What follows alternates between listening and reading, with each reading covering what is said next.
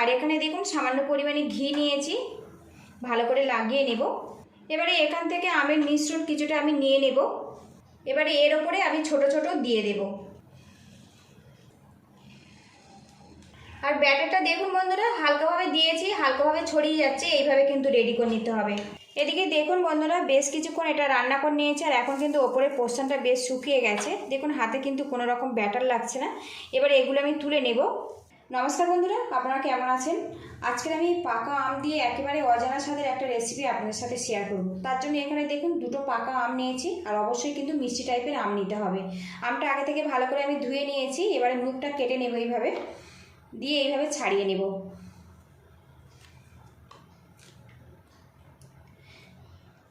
এদিকে দেখুন একটা আম ছাড়িয়ে নিয়েছি, বাকি আমটা আমি এইভাবে ছাড়িয়ে নেব। আর বন্ধুরা, সামনেই কিন্তু জামাই ষষ্ঠী আছে। বছর বছর আমের একই রকম রেসিপি না বানিয়ে আজকে যে রেসিপিটা বানাচ্ছি একবার এইভাবে ট্রাই করতে পারেন। আশা রাখছি খুব ভালো লাগবে। পুরো আমটা ছাড়িয়ে ফেরত আসছি। আমের খোসা ছাড়িয়ে নিয়েছি। এবার ছুরি দিয়ে একদম ছোট ছোট করে টুকরো করে নেব। আর টুকরোটা একটু সাইজে ছোট করলে বন্ধুরা পরবর্তী স্টেপ কিন্তু বানাতে অনেকটাই বেশি সুবিধে হবে।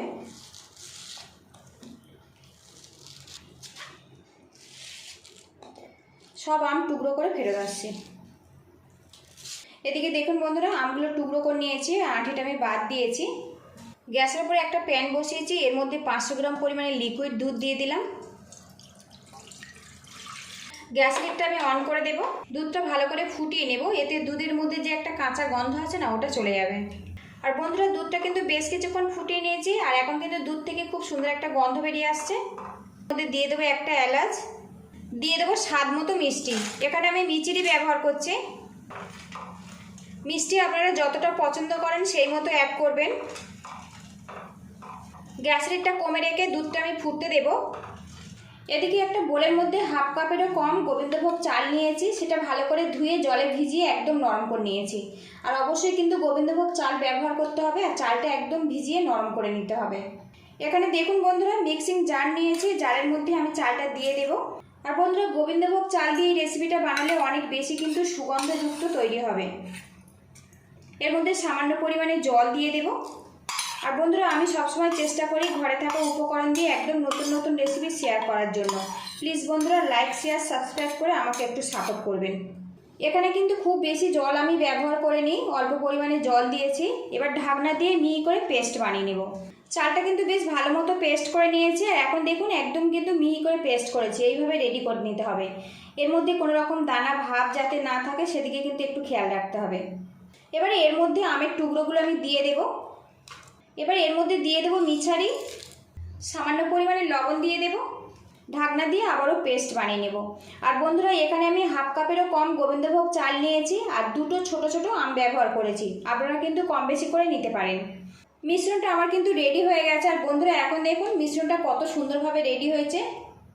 এইভাবে রেডি করে নিতে হবে। বোলের মধ্যে আমের মিশ্রণটা আমি ঢেলে নেব। এদিকে দেখুন বন্ধুরা, পাকা আম আর চাল দিয়ে এইরকম মিডিয়াম ঘনত্ব বানিয়ে নিয়েছি। খুব বেশি পাতলা নয়, আবার খুব বেশি ঘনও নয়। এইভাবে রেডি করে নিতে হবে। এটা যেহেতু আমি ব্লেন্ড করে নিয়েছি, সেই জন্য কিন্তু ফেটানোর কোনো রকম দরকার নেই। এদিকে দেখুন বন্ধুরা, একটা তাওয়া গরম করে নিয়েছি, আর এখানে দেখুন সামান্য পরিমাণে ঘি নিয়েছি, ভালো করে লাগিয়ে নেব। আর অবশ্যই একটু ঘি ব্যবহার করবেন, এতে করে এই রেসিপিটা খেতে কিন্তু খুব ভালো লাগবে। এবারে এখান থেকে আমের মিশ্রণ কিছুটা আমি নিয়ে নেব। এবারে এর ওপরে আমি ছোট ছোট দিয়ে দেব। একটু যদি ব্যাঁকাটারা হয় এতে কিন্তু কোনো রকম সমস্যা হবে না। ব্যাটারটা করলে হালকাভাবে ছড়িয়ে যাবে, সেই মতো কিন্তু রেডি করে নিতে হবে। এখানে আমি ছোট ছোট করে বানাচ্ছি, আপনারা চাইলে বড় করেও বানাতে পারেন। কিছুটা ব্যাটার দিয়ে আমি সেট করে নিয়েছি।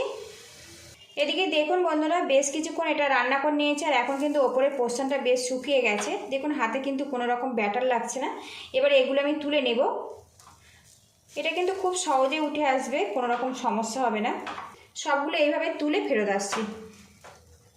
তো বন্ধুরা দেখুন, আরও একটা তুলেছি, আর কি মজার দেখতে হয়েছে দেখুন।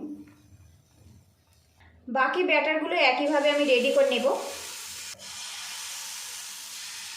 এদিকে দেখুন বন্ধুরা, পাকা আম দিয়ে বাতাসা পিঠা কিন্তু আমার রেডি হয়ে গেছে। আর এই পিঠা বানাতে কিন্তু খুব বেশি সময় লাগে না, কয়েক মিনিটের মধ্যে কিন্তু এতগুলো পিঠা আমি রেডি করে নিয়েছি। এদিকে দেখুন বন্ধুরা, দুধটা কিন্তু বেশ কিছুক্ষণ ফুটিয়ে নিয়েছি, ঘনও হয়ে গেছে। এবারে এর মধ্যে এই পিঠাগুলো আমি দিয়ে দেব। আর বন্ধুরা, পাকা আমের অনেক রকম রেসিপি তো আপনারা বানিয়েছেন, আমার মতো করে একবার এইভাবে বানিয়ে দেখতে পারেন। বাড়িতে বানালে অবশ্যই কিন্তু কমেন্ট বক্সে জানাবেন। খুব ঝটপট হয়ে যায়, এটা কিন্তু খুবই ডিলিশিয়াস খেতে হয়। পিঠাগুলো দিয়েছি, কিছুক্ষণ আমি এটা ফুটিয়ে নেব। এখানে দেখুন একটা বোলের মধ্যে সামান্য পরিমাণে কাস্টার্ড পাউডার জলের মধ্যে আমি গুলে নিয়েছি। এবার এই মিশ্রণটা আমি এর মধ্যে দিয়ে দেব। এখানে আমি কিন্তু অল্প পরিমাণে ব্যবহার করেছি। গ্যাসের হিটটা একটু বাড়িয়ে দিয়ে একটু ফুটিয়ে নেব, এতে করে ঘনভাবে রেডি হয়ে যাবে। এখানে আমি কিন্তু খুব বেশি ঘন করব না, সেই জন্য অল্প পরিমাণে কাস্টার্ড পাউডার ব্যবহার করেছি। এদিকে দেখুন বন্ধুরা, বেশ কিছুক্ষণ ফুটিয়ে নিয়েছি আর এখন কিন্তু বেশ ঘন হয়ে গেছে। ঠান্ডা হওয়ার পরে কিন্তু আরও ঘন হয়ে যাবে। গ্যাস হিটটা আমি বন্ধ করে দেব। আর বন্ধুরা, আজকের আমি পাকা আম দিয়ে একদম দুর্দান্ত লোভনীয় স্বাদের বাতাসা পিঠার রেসিপি আপনাদের সাথে শেয়ার করলাম। রেসিপিটা যদি ভালো লাগে প্লিজ বন্ধুরা লাইক শেয়ার সাবস্ক্রাইব করে আমাকে একটু সাপোর্ট করবেন। আর বন্ধুরা, এই রেসিপিটা কিন্তু পুরোপুরি ঠান্ডা করে তবেই পরিবেশন করবেন, এতে কিন্তু খেতে অনেক বেশি ভালো লাগবে। এবার এই পিঠা নামিয়ে ঠান্ডা করে তারপরে আপনাদের সঙ্গে দেখা করছি। আজকের এই রেসিপিটির নাম দিয়েছি আমের বাতাসা পিঠা। এতটাই সুগন্ধ আর সুস্বাদু বন্ধুরা যে মুখে দিলেই কিন্তু মিলিয়ে যাবে। অবশ্যই ঠান্ডা করে তবেই পরিবেশন করবেন, খেতে কিন্তু অনেক বেশি সুস্বাদু হবে। ওপর থেকে কিছুটা কাজু কিশমিশ আর আমন্ড কুচি ছড়িয়ে দিয়েছি। এবার এটা আমি পরিবেশন করব। পুরো ভিডিওটির সঙ্গে থাকার জন্য অসংখ্য ধন্যবাদ। ভালো থাকবেন, সুস্থ থাকবেন, দেখা হবে নেক্সট ভিডিওতে। আর বন্ধুরা, একটা রিকোয়েস্ট করছি, বাড়িতে একবার এইভাবে বানাবেন, কেমন হয়েছে অবশ্যই কিন্তু কমেন্ট বক্সে জানাবেন। তো বন্ধুরা, লুকিংটা দেখুন কি সুন্দরভাবে এটা রেডি হয়েছে দেখুন। আর এটা এতটাই নরম তুলতুলে যে বাড়িতে বানিয়ে না খেলে কিন্তু এর স্বাদ কখনোই পাবেন না। তো বন্ধুরা, একটা পিঠা আপনাদেরকে আমি কেটে দেখাচ্ছি কতটা নরম তুলতুলে। আর এটা এতটাই সুগন্ধি বন্ধুরা, একবার কিন্তু বানিয়ে অবশ্যই খাবেন। তো দেখুন বন্ধুরা, কত সহজে কিন্তু পিঠাটা কেটে যাচ্ছে দেখুন।